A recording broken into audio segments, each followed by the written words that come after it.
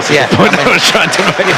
The referee's right in front of it as well, Martin, and you just wonder how he gets that so wrong. Too close, maybe sometimes. It's a lovely cross by Shaw, and it's headed in at the back post. Jose Font. What a cross. Well, it was a brilliant ball, isn't it, from Luke Shaw, but you ask questions on Monreal at the far post. I mean, he's actually claiming that Font pulled his shirt, held him down as he came over the top of him. But what is Chesney doing in the goal as well? He's actually looked like he goes back into his goal before he tries to make the save. So it's not about beating your man, it's getting half a yard, delivering it. Offering Ricky Lambert.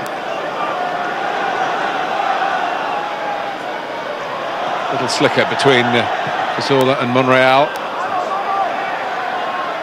And Sanya's been able to get there. And it's in for 1-1. Giroud, I think, might have got a little touch. But Sanya winning it, caught Southampton out. And Arsenal have started the second half with much more purpose. A great ball. There's a lot of space. Southampton haven't really covered across for their left back. Cork trying to get there now. And Boris can't keep it out from Santi Cazorla, whose good recent goal run continues. It's 5 in 5 now. And what a turnaround at St Mary's. Suddenly Arsenal are looking like top of the league. Well, this all came from Luke Shaw's cross to the far post. No one really coming in from that right-hand side from Southampton. Arsenal have gone the length of the field. No one's picking up. Ozil down in the right wing, the left-back position for Southampton. He cuts inside. It wasn't the ball. He actually played it back for Giroud. It ended up with a foot of 6 minutes at the start of the second half. They're 2-1 up. Isn't it strange, goal scoring, how you can get in a run. You could hardly find the net over the first part of the season, but with the turn of the year, the turn of the luck, and once one goes in, he scored a splendid goal, of course, in the FA Cup to help knock out Spurs. 2 against Fulham, 1 against Coventry in the Cup as well, and here he is. He's got all those other goals at home. He can do it on his travels as well. Quality though, Martin, wasn't it? You know, he didn't have a lot of backlift there. You know, he just arrowed it into that bottom corner. It's certainly game on now. Alade, 2-2! Arsenal switch off, and the Saints skipper makes them pay. Absolutely fantastic. What a great game. What a great start to the second half. 3 goals in what, 8 minutes or so. Absolutely fantastic. Not the best defended from Arsenal. I mean, all right, highlights from that game, and the reason we played it is because my guest is an Arsenal fan, and we decided to just welcome him in a special way, reminding him once again that Arsenal are no longer on top. Man City are topping the EPL table right now. For now. Dari Alade is my guest on Sports Tonight. Dari, it's good to be here. World-class Dari. World-class TV show. Sports Tonight, ladies and gentlemen. Good to have you. Good to be here. Thank you. Where do we start? Do we start with? Let's start from that game. From that game. Yes. Disappointing performance. Good scoreline. We didn't lose 3 points. 1 point better than losing 3. It puts City on top. But what can we do? We have to try and win. We have some really tough fixtures coming up. You know, between Liverpool, United, Bayern, Chelsea. No. Welcoming City to the Emirates. Welcoming Karlstrom. Wilshere is gone. Ramsey is out. It's a difficult season. Pray, yes. But Arsenal they've been consistent this season. You see them go all the way. In spite of all the troubles and all of that. And the hatred. Yes, I hope that we can go all the way. It feels like it's our season. Although Wenger is behaving somehow. The same old way. You know, same way. We're used to it here. Not buying or buying late, buying the wrong. Well, it's left to see. You know, I hope so. I really hope so. Okay, Daddy, we'll come back to Arsenal later, but let's talk Nigerian football. Yes. The Eagles winning the Nations Cup. I saw you during our World Cup qualifying game in Calabar. Yes, that was exciting. And I mean, it's interesting. You know so much football. A little bit. You should be coming on the show regularly. A little bit. This is the first.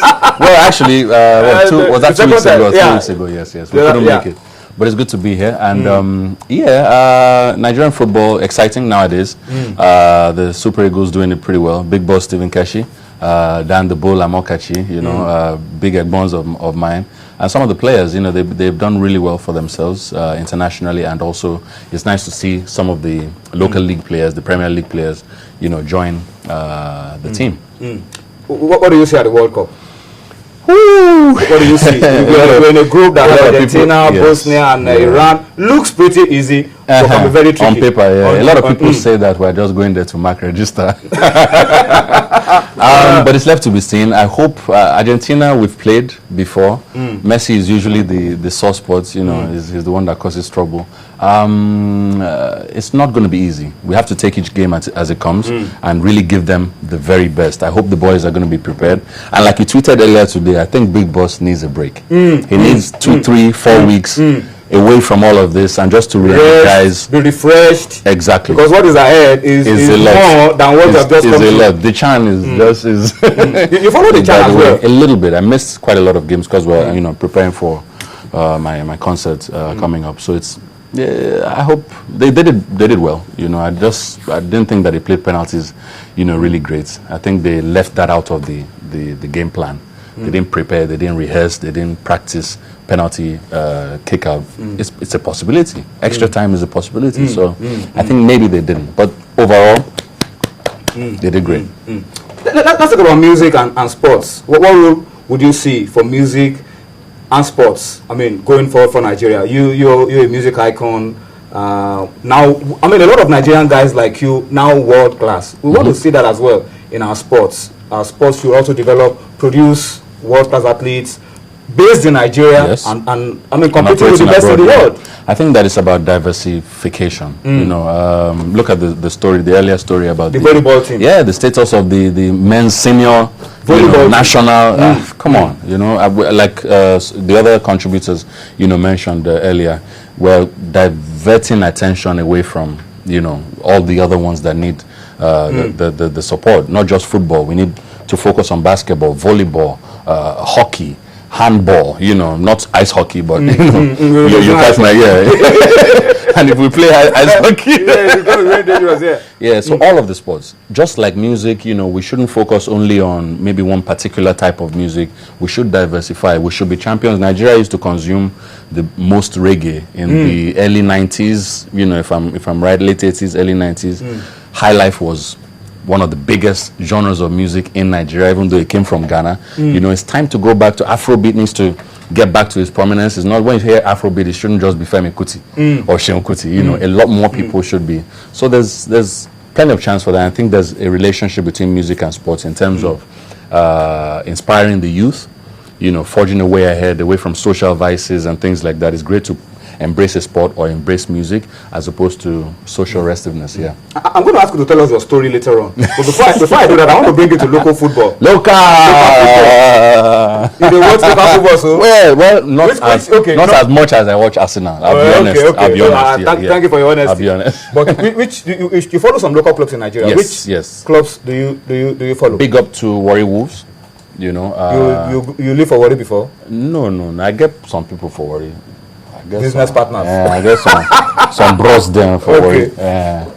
So because of that, of course, you know, Mr. Pinnick, you know, the work he's doing out there. And also Eimba, you know, they, for the longest time, they've been most consistent. They won so many. I like champions. I like and then you wonder why I like Arsenal. Since I say I like Well, always champions for the last 8 years. Yeah. I mean, I was amazed when I put out the question to Dari and I told him to mention some players from Warri Wolves, and he was mentioning Azubike, Gweke, Ambrose Banseke. You know these guys? I know the names. I hope I can recognize them in real life when I see them at TV.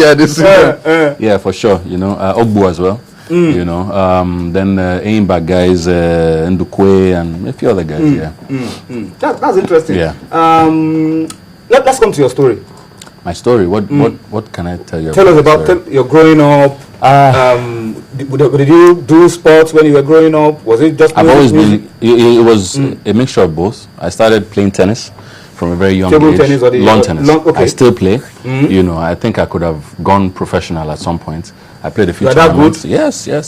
Well, without trying to sound my horn section, you know, I still play I try to play competitive tennis, even though it's recreational. But when I play with my friends, you know, some of my bros, them, we play for something, not money or anything, but there's always a target. We want to win or play, make sure your strokes are right.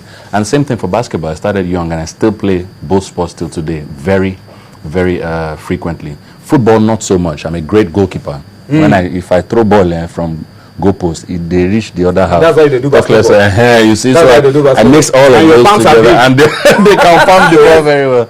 Yeah, and then I play a good 9. I play decent 9. I know I have an eye for goal. I know how to score goals. Yeah, but I don't have orthodox techniques because of the other sports I play. So the way I play football is I'm hard to catch. You'll be like, what's this guy doing? Meanwhile, I don't score. That kind of thing. Yeah. You had the story of the basketball team trying to get a wild card. The Tigers. Why wild card? You didn't qualify from the African qualifiers. Exactly. But then, basketball in Nigeria, a lot of you guys play basketball. A lot of you top music acts play basketball. And we do. Sound Sultan, myself, Two-Face, Sauce Kid, so many people. Yeah, so many people. It is encouraging. I think I'd like to encourage more people, not just artists, but to pick up a sport in terms of staying healthy, staying alive. There's just something about playing sports that keeps you going. Pick up a sport, table tennis, anything, and find the time or walk or run. It's for me, it's about fitness, and it makes me feel young. For me, for a top act like you, creating time for sports can be pretty difficult. But tell us, what are you up to now, Dari? I know you talked about some projects that you're doing. Yeah, the most recent that I'm working on is Love Like a Movie 2. It's a second installment. You're into acting now? No. When you hear movie, it's a concept. It's a love concept for Valentine. Okay. And we have for Valentine, February 14th? Yes. February 15th. February 15th. Here in Lagos. February 14th. 2015 is election. Okay, this one is still free. Valentine's Day. That'll be interesting to see how that plays out. We have Kelly Rowland coming in, Grammy Award winning from Destiny's Child, and she's coming through for Love Like a Movie 2, alongside many great acts like myself, Moeezy, shout out Moeezy, Zaina, and so many others, YJ, Timida Kolo, many people. We're doing a lot of love songs. We have theatrics, people flying in the sky. It's outdoors, so it's going to be very romantic, and it's going to be great for family and lovers alike. And apart from that, I'm working on new music. I have my newest single is called Special Fever. I have another one that will come out very soon. Before that, I had Asiko featuring Ice Prince and Josie, and the list goes on.